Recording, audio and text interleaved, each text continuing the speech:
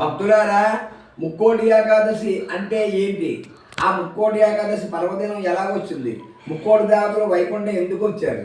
దానికి కారణం ఏంటి అనేది మనం తెలుసుకోవాలి. ముందు తెలుసుకొని అప్పుడు ఆ ముక్కోటి ఏకాదశి విశేషాలు తెలుసుకోవాలి. ఈ ముక్కోటి ఏకాదశి అనేది ఎలా వచ్చిందంటే, ఒకానొక టైం అప్పుడు బలిచక్రవర్తి భూలోకంలో యజ్ఞయాగాలు దాన ధర్మాలు చేస్తూ చాలా దేవేంద్రుడి పదవి కోసం చాలా భారీగా మంచి యాగాన్ని తలపెట్టాడు. మొత్తం ఋషులు అందరూ కూడా, మొత్తం ఋషులు దేవతలు రాక్షసు గురువు అయిన శుక్రాచార్య వారు అందరూ కూడా సమక్షంలో ఒక పెద్ద యాగాన్ని తలపెట్టారు. ఆ యాగం యాగం ఫలితం పూర్తి అయ్యేటప్పటికి ఆ యాగ ఫలితం వల్ల దేవేంద్రుడి పదవి బలిచక్రవర్తికి రావాలి. అయితే అప్పుడున్న దేవేంద్రుడు మహాత్మా, మరి దేవేంద్రుడు చేసిన బలిచక్రవర్తి చేసిన పుణ్యం వల్ల నాకు దేవేంద్ర పదం పోయేలాగా ఉంది.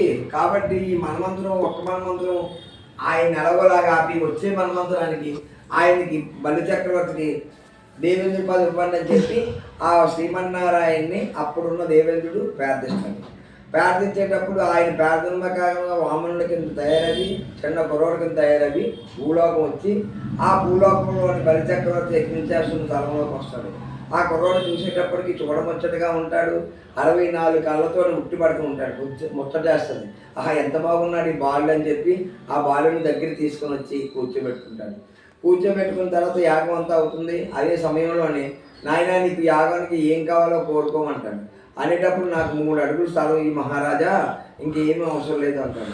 అంతేనా, అయితే 3 అడుగులు ఇస్తానులే అని అనేటప్పటికీ తన రాక్షస గురువైన శుక్రాచార్యుల వారు వచ్చి, ఆయన వచ్చినవాడు శ్రీమన్నారాయణుడు నిన్ను సంహరించడానికి వచ్చాడు, కాబట్టి నీవు ఎట్టి పరిస్థితుల్లో కూడా పోతని మరీ చెప్తాడు. రాజ్య ప్రజలందరూ కూడా గురువుగారు మాటలు పాటించండి, గురువుగారి పాట ఆయన వినిపించకుండా అని చెప్తారు. కానీ ఆయన వచ్చినవాడు శ్రీమన్నారాయణుడు అయితే నేను ఎంతో ధన్యమయ్యాను, నా జీవితం ధన్యమయ్యింది. ఆయన చెయ్యి దేహి అని నా కిందనున్నది, నా చెయ్యి పైన ఉన్నది. అందుచేత నేను ఎంతో ఈ సువర్ణాక్షరాలతో చరిత్రలో ఉండి ఉంటాను, నేను ఏమైనా పర్వాలేదు ధర్మం కోసం అని చెప్పి ఆ బలిచక్రవర్తి దాన్ని ఇవ్వడానికి కమండలం తీస్తాడు. ఈ కమండలం తీసేటప్పటికి కమండలంలోని తన గురువుగారైన శుక్రాచార్య వారు అడ్డంగా ఉండిపోతాడు. అప్పుడు ఈ వామనుడు నలకేదో పడిందని చెప్పి ఆ దర్భగడితో కన్ను పొడిచేటప్పటికి ఆయన పైకి వచ్చేస్తాడు. అప్పుడు ఈయన ఏం చేస్తాడంటే ఆ కమండలంలో నీళ్ళుతో దారపోసి 3 అడుగులు స్వీకరిస్తే, మహాత్మా నాకు 3 అడుగులు ఇస్తానన్నావు కదా ఇవ్వమని చెప్పేటప్పటికి అప్పుడు ఆ కురవాడు, ఇంత ముచ్చటగా ఉన్న కురవాడు, ఆ 3 అడుగులు ఉన్న కురవాడు అంతా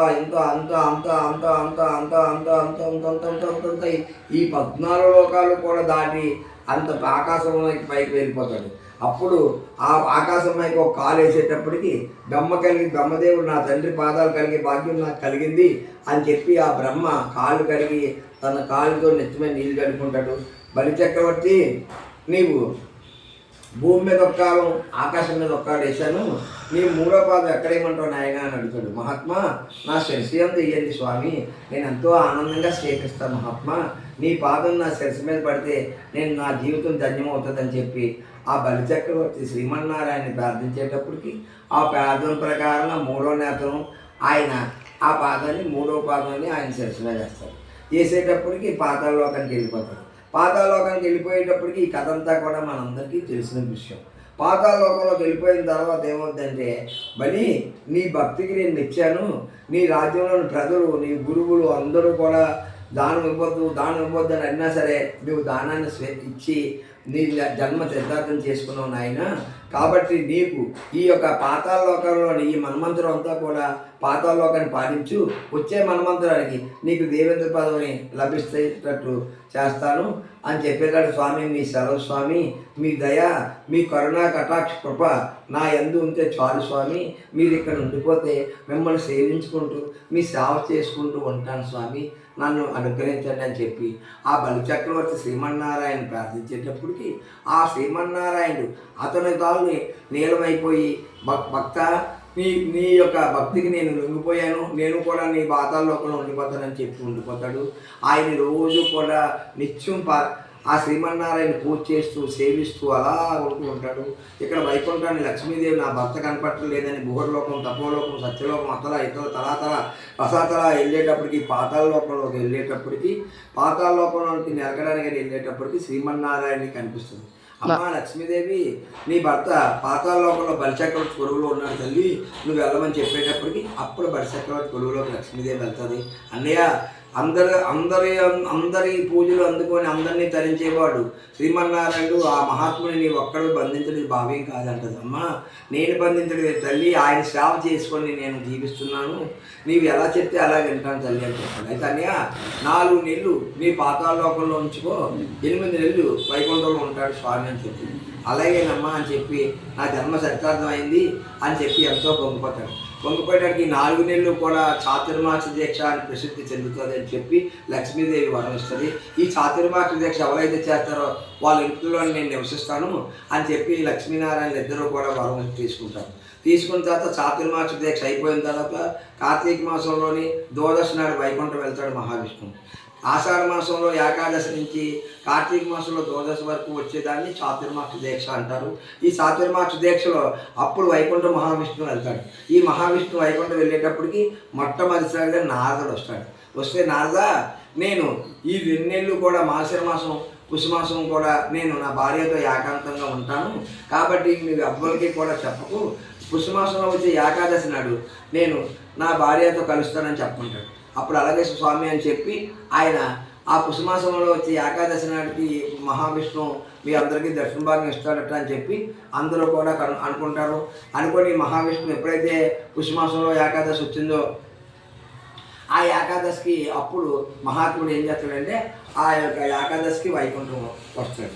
పుష్యమాసంలో ఏకాదశికి స్వామివారి దర్శన భాగ్యం కలిగిందని చెప్పేటప్పటికి నారదుడు భూహర్లోకం, తపోలోకం, సత్యలోకం అతల ఇతల తలాతల రసాతల ఈ ఋషులు, సప్త ఋషులు, కిన్నెర్లు, కింపురుషాదులు, 3 దేవతలు కూడా ఆ వైకుంఠం మీద ఒకేసారి చూడడానికి వెళ్తారు. ఈ వైకుంఠం మీద ఒకేసారి చూడడానికి వెళ్ళేటప్పటికి స్వామివారు ఈ 7 ద్వారాల్లోంచి నడిచిగా దర్శన భాగ్యం అయితే అందరికీ నా దర్శన భాగ్యం చక్కగా లభించదు, అందుచేత వైకుంఠం ఉత్తర ద్వారం తెరమని చెప్తాడు. ఆ ఉత్తర ద్వారం తెరిచేటప్పటికి శ్రీమన్నారాయణ శాసపానిపై ఉండి అందరినీ కూడా అనుగ్రహించే దర్శన భాగ్యం కలుగుతుంది. అందువల్లే ఈనాడు ఈ ముక్కోటి ఏకాదశి నాడు ముక్కోటి దేవతలు వస్తున్నారు కాబట్టి ఈ ఏకాదశి ముక్కోటి ఏకాదశి అని చెప్తారు. అందువల్ల ఆనాటి నుంచి ఈనాటి వరకు కూడా మన ఇష్ట దేవాలయాలు అన్నింటిలోని కూడా వైకుంఠ ద్వారం తెలిసి ఆ వైకుంఠ ద్వారంలో నుంచి ఆ శ్రీమన్నారాయణ చూసే భాగ్యం కల్పిస్తారు. దేవస్థానం చైర్మన్లు, ధర్మకర్తలు అందరూ కూడా ఈ దేవస్థానాన్ని ఈ విధంగా ఏర్పాటు చేస్తారు, ఉత్తర ద్వారం తెరుచుతారు. అందువల్ల ఆనాటి నుంచి ఈనాటి వరకు కూడా ఆ ఉత్తర ద్వారంలోకి వెళ్ళి ఆ స్వామివారిని దర్శించి స్వామివారి కరుణ కటాక్ష కృప మన అందరి యందు ఉంటూ అష్టైశ్వర్యాలు, భోగభాగ్యాలు, శ్రీ సంపదలు కలగజేస్తూ కోరుకుంటూ ఈ యొక్క కథ మా గురువుగారు చెప్పిన కథ మీరందరూ కూడా మీ బంధుమిత్రులకు అందరికీ కూడా పంపించి అందరూ ఆలకించేటట్టు చేయవలసిందిగా కోరుకుంటూ సెలవు తీసుకుంటున్నాను.